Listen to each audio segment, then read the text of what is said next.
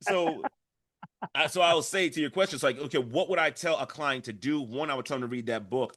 Two, I would tell them to start taking it seriously, right? Start Absolutely. really evaluating your life, evaluating your skills, the things you've done. And I'm not going to go over there a lot of the exercises, but the book has exercises. I actually ran through it with a client of mine, and we found this man's purpose, maybe even what, like 2 sessions, something like that, you know, because he was doing the book. I was asking questions, and I was like, and then as he was going through it and talking about it, I'm like, bro, like this is literally your purpose, like this is what you're supposed to be doing, So I say all that to say, you really got to take it serious. When I started to take it serious, I really started to do the work.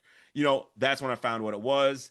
And I started really, I mean, I was already walking in it, but now I could actually define it.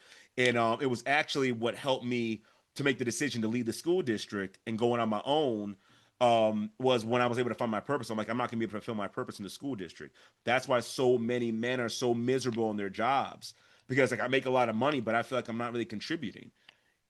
So that's because you're I not mean, walking in your purpose. that's always understandable. If you can find him, I wanted to give a shout to Mr. Jonathan Schlossberg from Jonathan Downs Things.